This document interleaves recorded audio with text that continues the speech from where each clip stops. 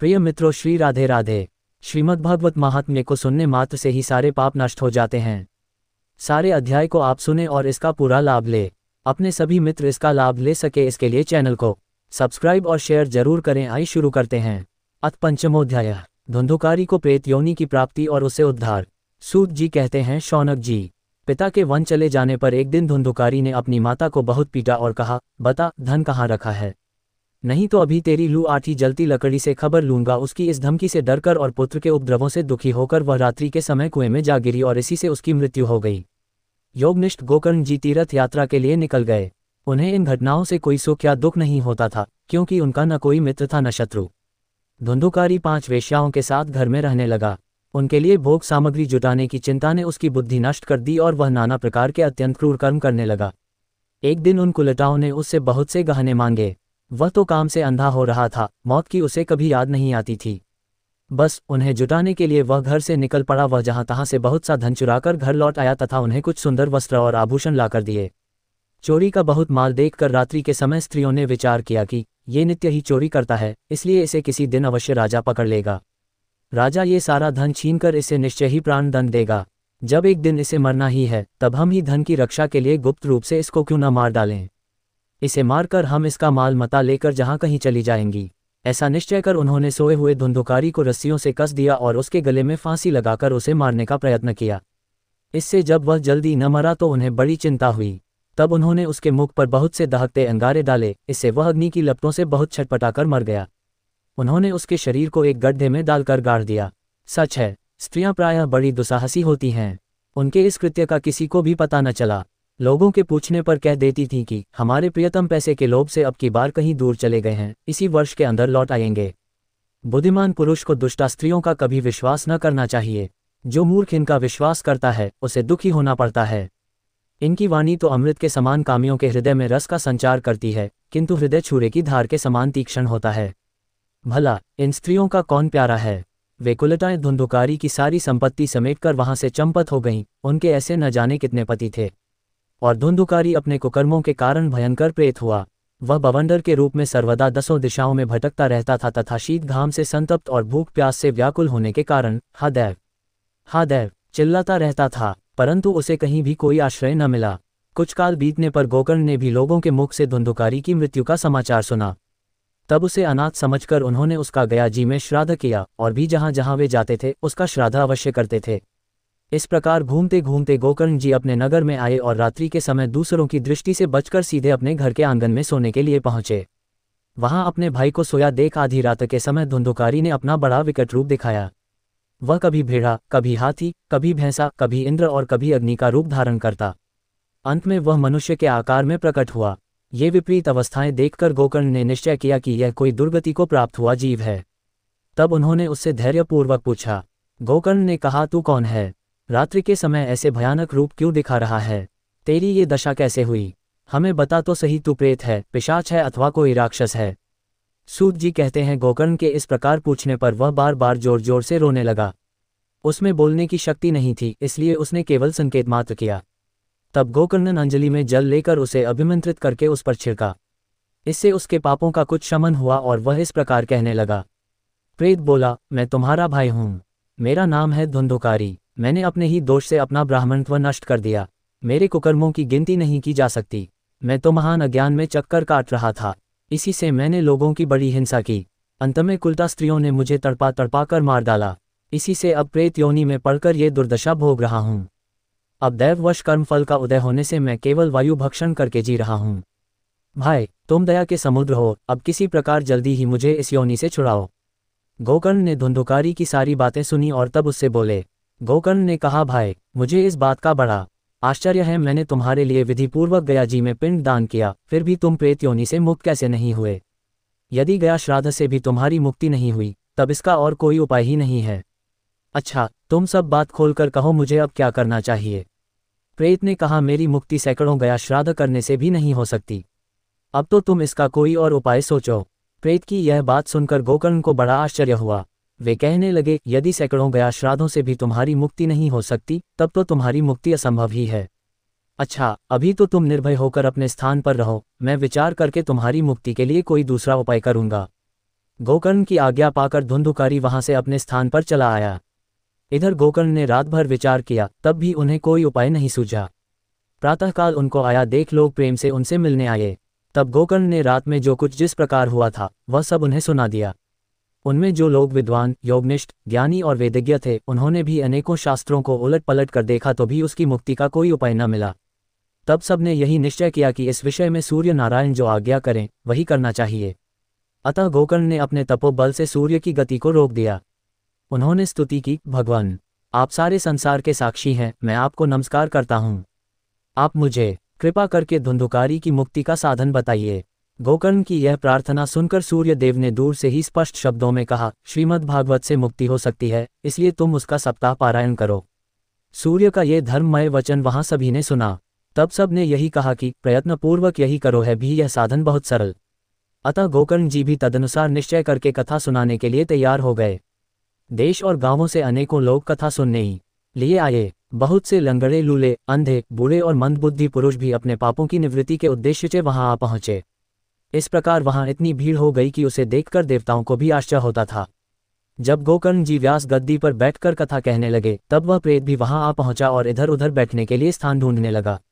इतने में ही उसकी दृष्टि एक सीधे रखे हुए 7 गांठ के बांस पर पड़ी। उसी के नीचे के छिद्र में घुसकर वह कथा सुनने के लिए बैठ गया। वायु रूप होने के कारण वह बाहर कहीं बैठ नहीं सकता था, इसलिए बांस में घुस गया। गोकर्ण जी ने एक वैष्णव ब्राह्मण को मुख्य श्रोता बनाया और प्रथम स्कंद से ही स्पष्ट स्वर में कथा सुनानी आरंभ कर दी। सायंकाल में जब कथा को विश्राम दिया गया, तब एक बड़ी विचित्र बात हुई। वहां सभासदों के देखते देखते उस बांस की एक गांठ तड़तड़ शब्द करती फट गई। इसी प्रकार दूसरे दिन सायंकाल में दूसरी गांठ फटी और तीसरे दिन उसी समय तीसरी। इस प्रकार 7 दिनों में 7 गांठों को फोड़कर धुंधुकारी 12 स्कंधों के सुनने से पवित्र होकर प्रेत योनि से मुक्त हो गया और दिव्य रूप धारण करके सबके सामने प्रकट हुआ। उसका मेघ के समान श्याम शरीर पीतांबर और तुलसी की मालाओं से सुशोभित था तथा सिर पर मनोहर मुकुट और कानों में कमनीय कुंडल झिलमिला रहे थे। उसने तुरंत अपने भाई गोकर्ण को प्रणाम करके कहा, भाई, तुमने कृपा करके मुझे प्रेत योनि की यातनाओं से मुक्त कर दिया। ये प्रेत पीड़ा का नाश करने वाली श्रीमद् भागवत की कथा धन्य है तथा श्री कृष्णचंद्र के धाम की प्राप्ति कराने वाला इसका सप्ताह पारायण भी धन्य है। जब सप्ताह श्रवण का योग लगता है, तब सब पाप धर्रा उठते हैं कि अब ये भागवत की कथा जल्दी ही हमारा अंत कर देगी। जिस प्रकार आग गीली सूखी छोटी बड़ी सब तरह की लकड़ियों को जला डालती है, उसी प्रकार यह सप्ताह श्रवण मन, वचन और कर्म द्वारा किए हुए नए पुराने छोटे बड़े सभी प्रकार के पापों को भस्म कर देता है। विद्वानों ने देवताओं की सभा में कहा है कि जो लोग इस भारतवर्ष में श्रीमद् भागवत की कथा नहीं सुनते, उनका जन्म वृथा ही है। भला मोहपूर्वक लालन पालन करके यदि इस अनित्य शरीर को हष्टपुष्ट और बलवान भी बना लिया तो भी श्रीमद् भागवत की कथा सुने बिना इससे क्या लाभ हुआ। अस्थियां ही इस शरीर के आधार स्तंभ हैं, नस नाड़ी रूप रस्सियों से यह बंधा हुआ है, ऊपर से इस पर मांस और रक्त थोपकर इसे चर्म से मर दिया गया है। इसके प्रत्येक अंग में दुर्गंध आती है, क्योंकि है तो यह मलमूत्र का भांड ही। वृद्धावस्था और शोक के कारण ये परिणाम में दुखमय ही है, रोगों का तो घर ही ठहरा। ये निरंतर किसी न किसी कामना से पीड़ित रहता है, कभी इसकी तृप्ति नहीं होती। इसे धारण किए रहना भी एक भार ही है। इसके रोम रोम में दोष भरे हुए हैं और नष्ट होने में इसे एक क्षण भी नहीं लगता। अंत में यदि इसे गाड़ दिया जाता है तो इसके कीड़े बन जाते हैं, कोई पशु खा जाता है तो यह विष्ठा हो जाता है और अग्नि में जला दिया जाता है तो भस्म की ढेरी हो जाता है। ये 3 ही इसकी गतियां बताई गई हैं। ऐसे अस्थिर शरीर से मनुष्य अविनाशी फल देने वाला काम क्यों नहीं बना लेता। जो अन्न प्रातःकाल पकाया जाता है वह सायंकाल तक बिगड़ जाता है, फिर उसी के रस से पुष्ट हुए शरीर की नित्यता कैसी। इस लोक में सप्ताह श्रवण करने से भगवान को शीघ्र ही प्राप्ति हो सकती है। अतः सब प्रकार के दोषों की निवृत्ति के लिए एकमात्र यही साधन है। जो लोग भागवत की कथा से वंचित हैं, वे तो जल में बुबुदे और जीवों में मच्छरों के समान केवल मरने के लिए ही पैदा होते हैं। भला जिसके प्रभावश जड़ और सूखे हुए बांस की गांठें फट सकती हैं, उस भागवत कथा का श्रवण करने से चित्त की गांठों का खुल जाना कौन बड़ी बात है। सप्ताह श्रवण करने से मनुष्य के हृदय की गांठ खुल जाती है, उसके समस्त संशय छिन्न भिन्न हो जाते हैं और सारे कर्म क्षीण हो जाते हैं। ये भागवत कथा रूप तीर्थ संसार के कीचड़ को धोने में बड़ा ही पटु है। विद्वानों का कथन है कि जब ये हृदय में स्थित हो जाता है, तब मनुष्य की मुक्ति निश्चित ही समझनी चाहिए। जिस समय धुंधुकारी ये सब बातें कह रहा था, जिसके लिए वैकुंठवासी पार्षदों के सहित एक विमान उतरा, उससे सब और मंडलाकार प्रकाश फैल रहा था। सब लोगों के सामने ही धुंधुकारी उस विमान पर चढ़ गया। तब उस विमान पर आए हुए पार्षदों को देखकर उनसे गोकर्ण ने यह बात कही। गोकर्ण ने पूछा, भगवान के प्रिय पार्षदों, यहाँ हमारे अनेकों शुद्ध हृदय श्रोतागण हैं, उन सब के लिए आप लोग एक साथ बहुत से विमान क्यों नहीं लाए। हम देखते हैं कि यहाँ सभी ने समान रूप से कथा सुनो है, फिर फल में इस प्रकार का भेद क्यों हुआ, ये बताइए। भगवान के सेवकों ने कहा, हे मानद, इस फल भेद का कारण इनके श्रवण का भेद ही है। ये ठीक है कि श्रवण तो सबने समान रूप से ही किया है, किंतु इसके जैसा मनन नहीं किया। इसी से एक साथ भजन करने पर भी उसके फल में भेद रहा।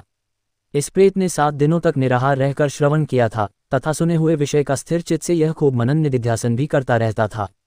जो ज्ञान दृढ़ नहीं होता वह व्यर्थ हो जाता है। इसी प्रकार ध्यान न देने से, श्रवण का, संदेह से, मंत्र का और चित्त के इधर उधर भटकते रहने से जप का भी कोई फल नहीं होता। वैष्णवहीन देश, अपात्र को कराया हुआ श्राद्ध का भोजन, अश्रोत्रिय को दिया हुआ दान एवं आचारहीन कुल, इन सब का नाश हो जाता है। गुरु वचनों में विश्वास, दीनता का भाव, मन के दोषों पर विजय और कथा में चित्त की एकाग्रता इत्यादि नियमों का यदि पालन किया जाए तो श्रवण का यथार्थ फल मिलता है। यदि ये श्रोता फिर से श्रीमद् भागवत की कथा सुने तो निश्चय ही सबको वैकुंठ की प्राप्ति होगी। और गोकर्ण जी, आपको तो भगवान स्वयं आकर गोलोक धाम में ले जाएंगे।